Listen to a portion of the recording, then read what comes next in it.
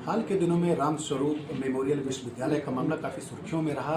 वहाँ जो नियमों को ताक पर रखकर काम किए गए, जो एबीवीपी के छात्रों पर लाठीचार्ज हुआ, तमाम मामलों पर हमारे साथ जो उच्च शिक्षा मंत्री योगेंद्र उपाध्याय, उनकी पैनी नज़र रही। उन्होंने न सिर्फ छात्रों से मुलाकात की, बल्कि जो घटनाक्रम अब तक हुए हैं उस पर भी उन्होंने निगाह रखी हुई है। हमारे साथ बात करने के लिए खुद मौजूद हैं। सबसे पहले तो ये बताइए कि क्या कदम अब उठाए गए? मुख्यमंत्री की तरफ से कल निर्देश आए हैं कि मान्यता की जांच होगी, नवीनीकरण की जांच होगी। ये कदम आपको लग रहा है कि प्रभावी साबित होंगे अब आगे, ताकि दोबारा ऐसी स्थिति उत्पन्न न हो? ये रामस्वरूप विश्वविद्यालय की घटना दुर्भाग्यपूर्ण थी। घटना पर सरकार ने बहुत प्रभावी रूप से निर्णय लिया और आज छात्र संतुष्ट हैं उन सभी एक्शन से जो सरकार ने लिए हैं, चाहे पुलिस की बर्बरतापूर्ण लाठीचार्ज के खिलाफ हो, या विश्वविद्यालय प्रशासन के खिलाफ हो, या फिर एफआईआर होने की वाली बात हो, या चिकित्सीय सुविधा उपलब्ध कराने की बात हो। अब ऐसी घटनाओं की पुनरावृत्ति न हो, इसके लिए प्रथम चरण में माननीय योगी जी के निर्देश पर हर जिला स्तर पर एक कमेटी बनाई जा रही है, जिसमें जिला प्रशासन का एक अधिकारी, पुलिस प्रशासन के एक अधिकारी और शिक्षा विभाग के एक अधिकारी, ये कमेटी होगी जिससे मंडलायुक्त की निगरानी में होंगे। और वहाँ पर ये मांगा जाएगा हर विश्वविद्यालय महाविद्यालय से कि उनके यहाँ कितने कोर्स चल रहे हैं, कितने का रिन्यूअल पेंडिंग है, क्या क्या स्थिति है, कितने छात्रों के लिए अप्रूवल मिला है, और अन्य तरह की सूचनाएं मान ली जाएंगी। अगर उस सूचनाओं के विपरीत कोई तथ्य आएंगे तो वो विश्वविद्यालय महाविद्यालय दंडित होगा। इसके अलावा जो योजनाएं हम बनाने जा रहे हैं अभी आने वाले समय में, कि और ज़्यादा बिल्कुल चाक चौबंद स्थिति बन जाए, जैसे कि सरकारी विश्वविद्यालय को हमने भारत सरकार के पोर्टल से जोड़ा है, उससे संबद्ध किया है। यानी अगर चलती हुई भाषा में बात करूं तो हर विश्वविद्यालय की पूर्ण रूप से A to Z जन्मपत्री उस पोर्टल पर आ जाएगी, आ गई है। ऐसे ही अब निजी विश्वविद्यालय और निजी महाविद्यालयों की भी पूरी डेटाज हमारे पास हो, तो एक पोर्टल उत्तर प्रदेश सरकार की बनाने की योजना है हमारी, जिससे सभी इनको निजी विश्वविद्यालयों को और महाविद्यालयों को संबद्ध किया जाएगा। और जब वहाँ पर सब डिटेल्स और डेटाज होंगे तो ऐसी घटनाएं की पुनरावृत्ति नहीं होगी। जिस तरह का घटनाक्रम हुआ विश्वविद्यालय में सामान्य नहीं है, और ये स्वयं सिर्फ गलती यूनिवर्सिटी की है, ऐसा नहीं लगता। इसमें कुछ ना कुछ मिली बगैर, आपको नहीं लगता कि इसमें व्यापक जांच की जरूरत, इस पर्टिकुलर मामले में रामस्वरूप की ज़रूरत है कि कहाँ से आखिर लूट रहा है? मंडलायुक्त जी को सघन जांच के लिए ही माननीय योगी जी ने निर्देशित किया है।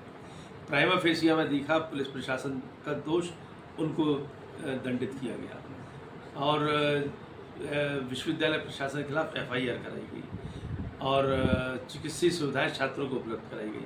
तो ये सब मिलकर ऐसा काम था जो कि अविलंब इस घटना के जो दुर्भाग्यपूर्ण घटनाएं जिसमें राहत दे सकता था, वो राहत सरकार ने दी। एक और सवाल है कि बाढ़ की विभीषिका से प्रदेश जूझ रहा है। तमाम जिले हैं जहां पर बाढ़ की स्थिति बहुत विकराल है।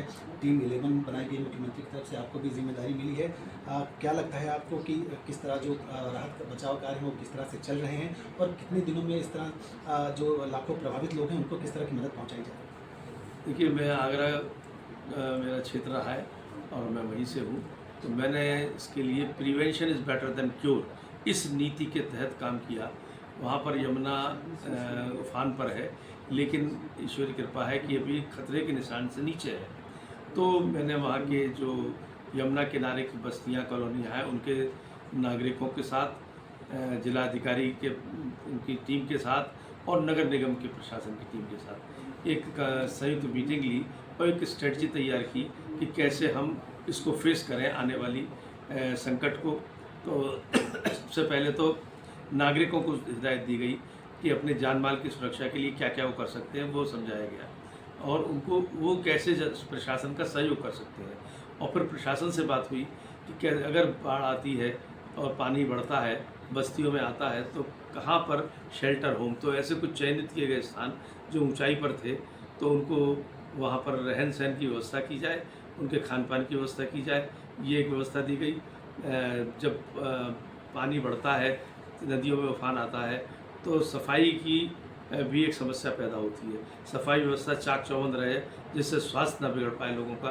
तो नगर निगम के प्रशासनिक अधिकारियों को भी उसी तरह के निर्देश दिए गए इस तरह तीन स्तर पे जब काम होगा तो हम लोग आराम से ऐसी अगर कोई दैवीय आपदा आती है उसका सामना कर सकेंगे। हमारे पड़ोसी देश नेपाल में सोशल मीडिया बैन के खिलाफ इतना उग्र प्रदर्शन शायद वहाँ की सरकार को भी उम्मीद नहीं थी, और ये प्रदर्शन इस स्तर का रहा कि प्रधानमंत्री तक को इस्तीफा देना पड़ गया है। आप इस पर क्या कहें? देखिए, वो उस देश की मूल स्थिति और संस्कृति हिंदुत्व है।